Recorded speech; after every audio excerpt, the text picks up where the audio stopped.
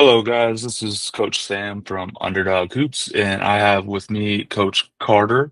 In today's podcast interview, I'm going to be asking him some questions um, throughout the process, how he takes his approach on basketball, and I'll kind of go over my history too. So right now, I am a freshman basketball coach, and I really this year probably going to be my best team that I've had. Um, for this upcoming season. Um, my first year as a basketball coach, probably one of my better years. And yeah, so now we're gonna ask Coach Carter if some questions. So this is gonna be man defense. Okay. Okay. Um, with your experience coaching middle school and youth travel teams, how do you approach learning man-to-man defense and players with different skill levels? Shell drill is always, kind of like the basis, the home base of, all teams. I don't think you're ever too young to learn it, and as it teaches the principles. But every drill we do, you know, most of the times it has defense attached to it, and in most drills, it's always man to man. Unless you specifically, do a zone option. Like I feel like everything is already teaching them, the man concept. Even from the beginning of defensive slides with a partner. That's Yeah. a man to man principle.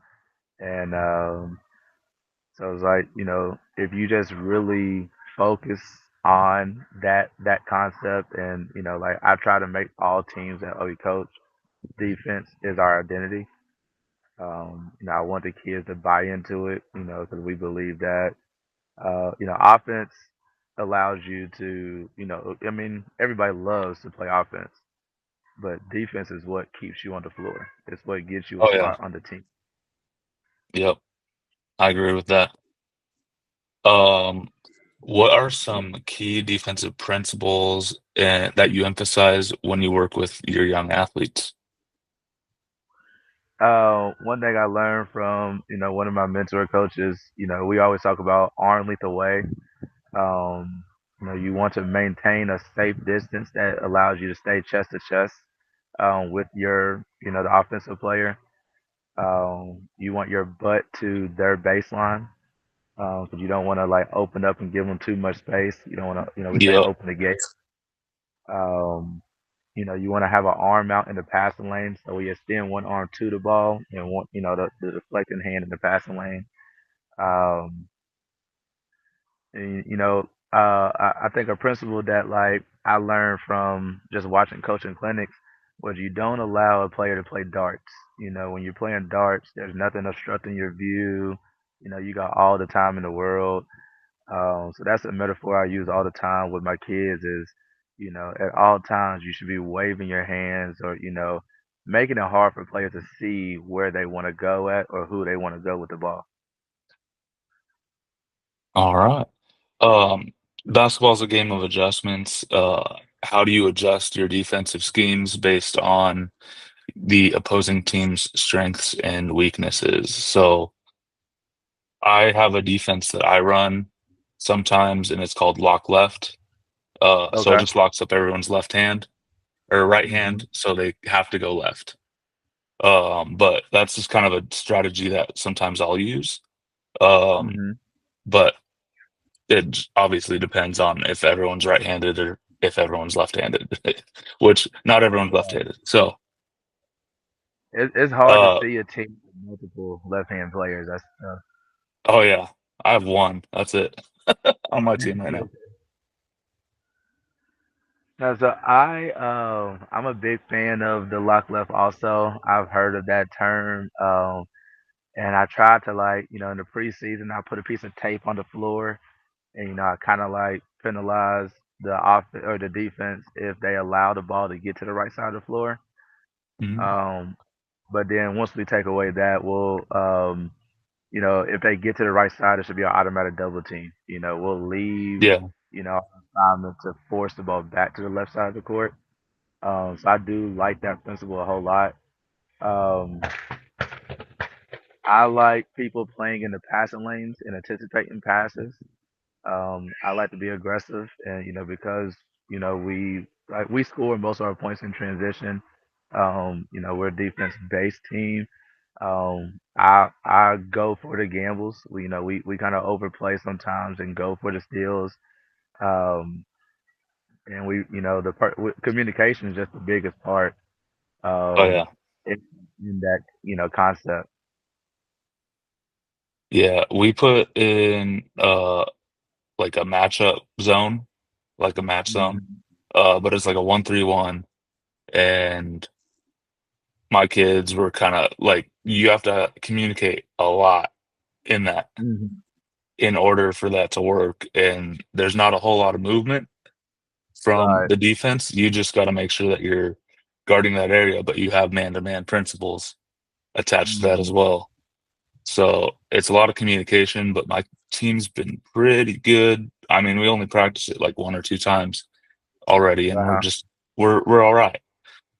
Okay. Which will throw off teams. Yeah. And that's something that I've kind of learned in the last few years is the matchup zone.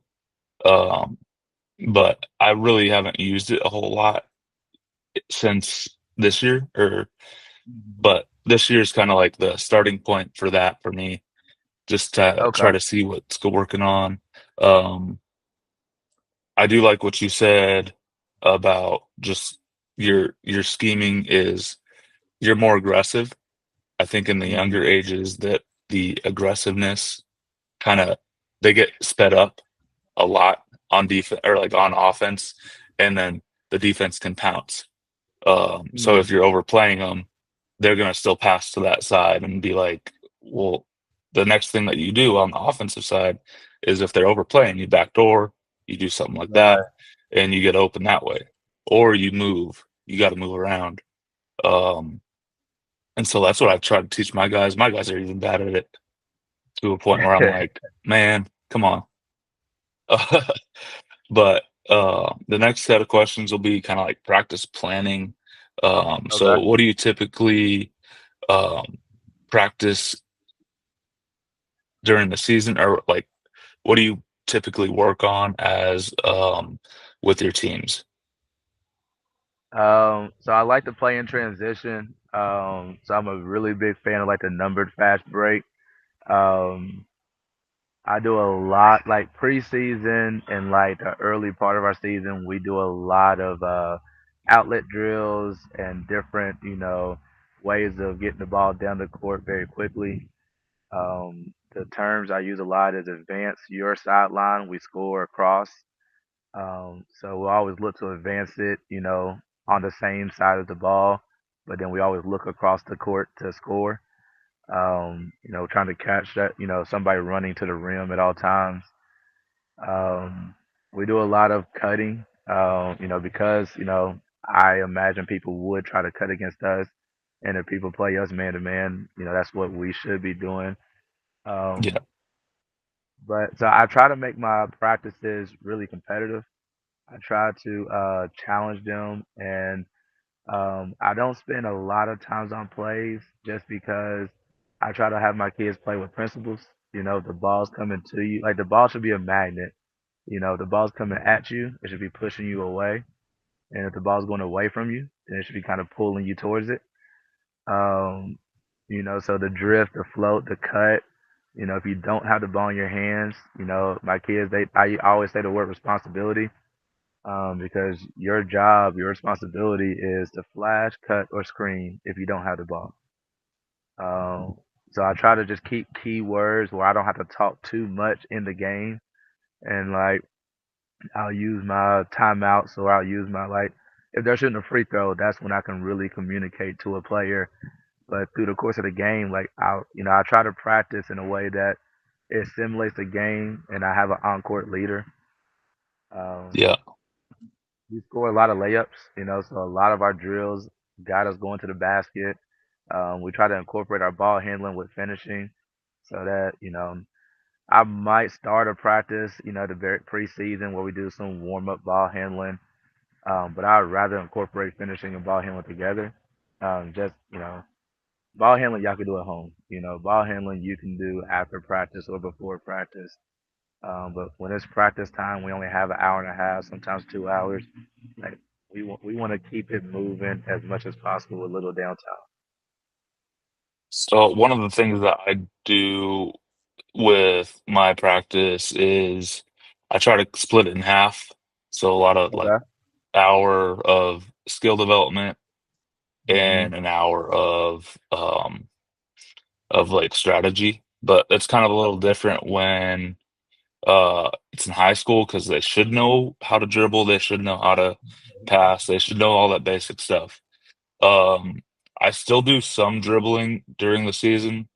I'll do like what I call two ball dribbling, and it's Uh-huh. just they they gotta dribble to the full court and then they gotta skip backward while dribbling with two Hmm. basketballs. So it just kind of gives them something to think about while they're doing. So like I'll have them do pounds and then Yeah. they'll do like an alternate. So um that's kind of what I like to do with that because um it really helps them. I think that over the like I just know my kids won't do it at home, which I'm like, fine, okay, whatever. Like I get it, basketball is not everything, but I I do try to push them, hey, you got to do some stuff outside of here to get better. And I know some of my kids do and some of my kids don't. So I just try Right. to accommodate that and be like, okay, we're gonna do it in practice and you guys are gonna get good at it. And then there's another drill that I'll do where they don't dribble the basketball, but they got to go between their legs and just like get low. So they'll go all the way Hmm. down between their legs without putting the ball on the floor, and then they got to go backwards doing that. So Right. it's just kind of Okay. stuff like that to have ball control. I think Uh-huh. is pretty a good thing to have. All right. Um. So how do you probably already talked about it. How do you balance skill development um and strategy? So like do you break it up to like, an hour or uh, what is your strategy on doing that during practice? So the approach I took this year with my middle school season, um, we had about an hour and a half practice, because we had a group coming in right after us. Um, so on days that, like, if we had a game the next day, then we'll do our traditional warm ups. I would probably like I like to stretch with the ball, like our dynamic warm ups. So I'll kind of add Yeah. my ball handling into my dynamic warm ups. So they get the skips and they get the between the legs as they're going down and back. They might get the two balls while they're doing the lunges. Um, but then as far we got games, so we'll do our outlets and our transitional things. And then we kind of focus on like our practice is mostly competitive until we get to the game strategy part. Now, we play twice a week. We'll play on Mondays and we play on Wednesdays. So on Thursdays and Fridays, those practice days are like fully skill development days. So Yeah. now I get to do post and guard. Now, like, we might do something to work on that. Like, if Wednesday we had a rough time with screen and roll, well, let's put some time in development with screen and roll. But we're also gonna do post play. We're also gonna do guard play and things like that. We're fortunate to have a shooting machine, so I try to pull those out on those extra days. So you get a whole lot of shot stuff and work on driving kicks and things like that. Okay. Um, how do you maintain high energy and focus within your practices? I know this is something that all kids struggle with. My team Mm. even struggles with it, and it's you just got to keep them at a pace. I've tried to do like I just don't let them stop. So like I'm on them. They can get water. Okay, you got like 30 seconds or a minute to get water, and then you got to be back on the baseline. Like we got to go. So what are your tips? I do something similar. I know that like, drills, if you go in it too long, you lose their attention. If you have kids standing too long, then, they get silly. So I'll try to, with middle school you get 6 minute quarters. With little kids, they play travel ball, you get, either 16 or 20 minute halves. So I'll try to base it off like an 8 minute, like every drill is either 6 or an 8 minute quarter, and I'll try to incorporate two drills in a quarter. So at the 3 minute mark, well, like with my high school girls, I just started doing workouts with them. And like when we switch directions, so if we started a drill going right hand and we're going left hand now, then like at the switch, we got to switch sides of the court also, just to make them Yeah, kind of move a little bit. And everything's changing, but it's still the same drill. And I try to make them quickly run into it. And like you said, I do the 30-second water. Like, hey, it's only a 30-second timeout. We got to get out there on the second horn. yep, Hey, you got a minute in between quarters, so you got a minute to get this water, but at the horn you got to be back on the baseline ready. Um, I try to write my practice plans on the board. Um, I try to be detailed and organized, and so I always type up my plans, and I'll try to write out the plans on the board so that way they know what they're going into, and that gives my leaders an opportunity to be like, hey, let's go ahead and set up three lines because we're getting into the transition drill. Let's set up in our yeah, 4-on-4. So that gives them a say so. It gives them the opportunity to lead their team, and also, I yeah, just like that. yeah. I think that that's actually something that I probably would do because I think that my kids like um to establish that kind of what's next, coach? What's next, coach? And I don't have to tell them, hey, they could look at the plan and see it and Mhm. visualize what we're doing next. I think that's something that not a lot of coaches do that we could Yeah. start to do and just, hey, like this is what's coming. If we overdo a drill, it might be because we're doing okay at it and everyone's involved. But Mhm. sometimes I don't do exactly what I have in mind, and this will kind of lead up to the next question. Um, Yeah. what are some common challenges that you face planning practice, and how have you overcome them? So, like one of mine is that kids don't text me when they're not going to be there. So, Yeah. like, how do I do deal with that? And so, like, I have to have drills in the back of my pocket. Like, if I don't have 10 or 11 or 12 or whatever it is, like, what drill am I going to do to replace this drill? So, what are some things that you do or challenges that you see um, during practice planning? It's crazy that you use that example because that's the first thing I thought of is, you come up with this whole plan and then you're missing numbers or you're missing, the player that this drill is really, to work on for. Um, and so, yeah, I mean, I feel like it's always good to have at least four in your pocket that like, if things start getting ugly, even if you have a drill and it's just not looking the way you want it to look or they're not really getting it out of it what you want it to, you know what, let's just switch gears and, let's go to home base. Let's go to one that I know, we've done before. I know you can be successful in. Um, and as I kind of plan my next route, um, yeah, I've had to change plans in the middle of practice, and I think that's one thing that like it helps you as a coach to be able to adjust because, like you said earlier, the game is about adjustments, and Yeah, if you struggle with adjusting in practice, you're gonna struggle with adjusting in a game, and so I think they say, Murphy's Law. I think it's Murphy's Law, but anything that can go wrong will go wrong at its worst time.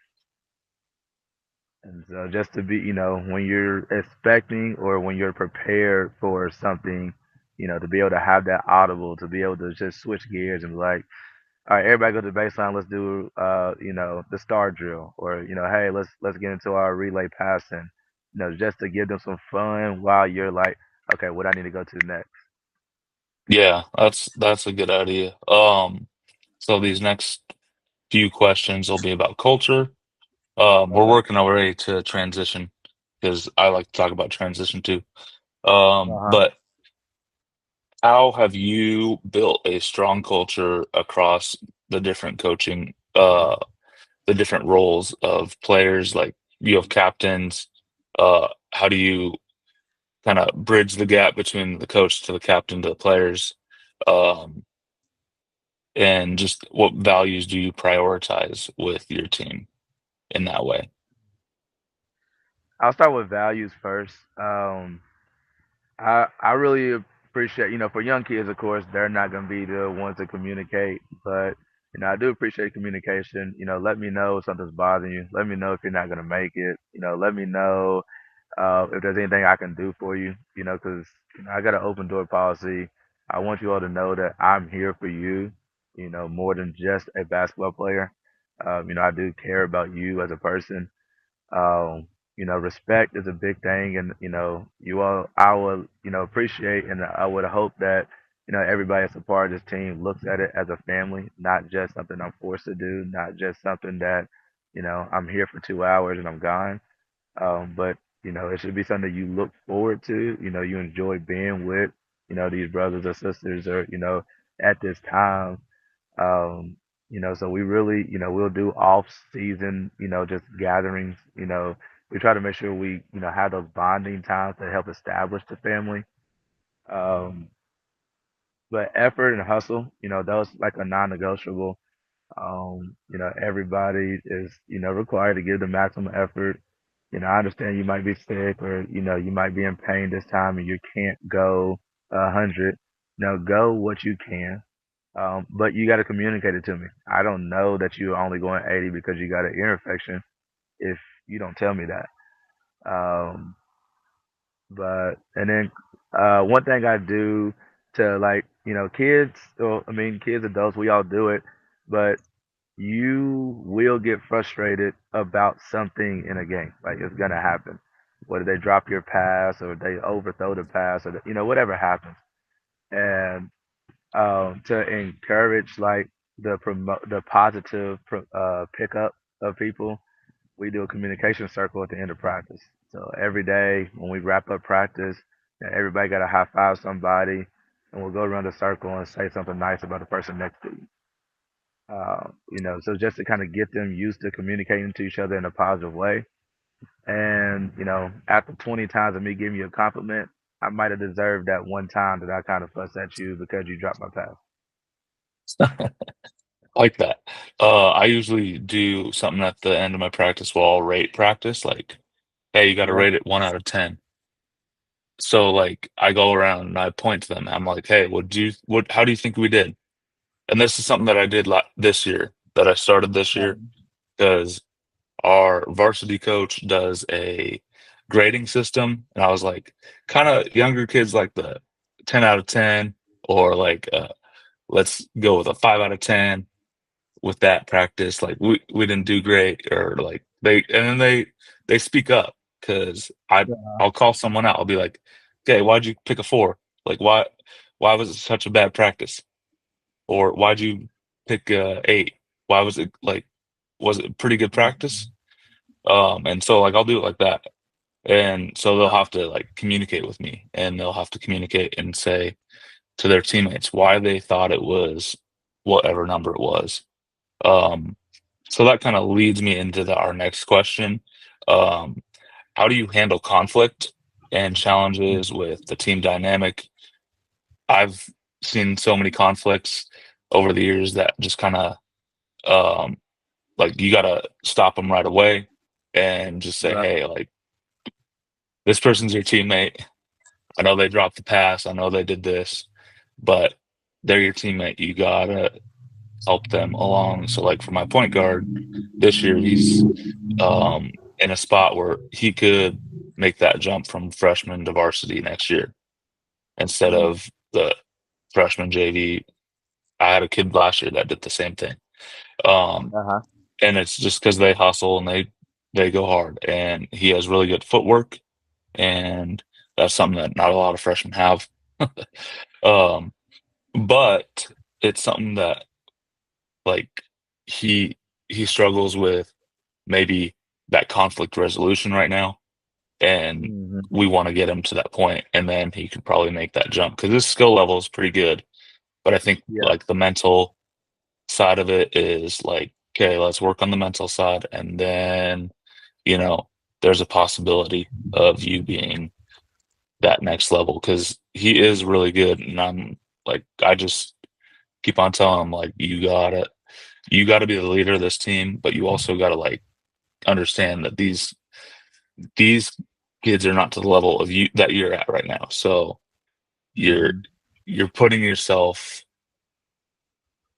I'm just I personally um don't believe that he thinks that he can raise the bar for everyone. I think that he needs to and just Hmm. say, hey, you need to get there, but like tell him how to get there.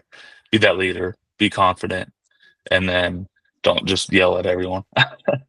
Um, but so what are some conflicts for you? Because and challenges that arise during your practices or games? This year, I think this year was my first year with like having a major conflict. With kids, you know, you sit them down, have some ice cream, and everything's good. They forget about it.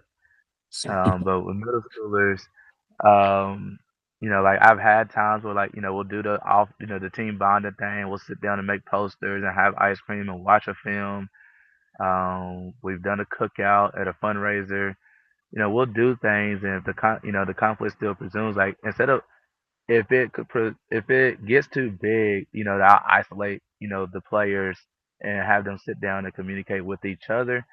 Um, but I try to take an approach with just send the whole team down so nobody feels isolated. Nobody feels like I'm attacking one person. It's one of those like if the shoe fits, wear it. But I'll do sit downs with the whole team. We'll just sit and talk like guys, I want y'all to know that I need everybody, to win this. It's not one person that matters more than anybody else. You all have to lock in and play together. You gotta trust in each other, and remind them of our core values, and let them know that like the only thing that can stop you is yourself. If you allow outside things to come into the game, like it will change what we've built. If you allow personal problems into the game of basketball, it will alter how you play. And so, once we're in between these lines, like nothing else should matter. You all should be having fun here, and it's a safe place.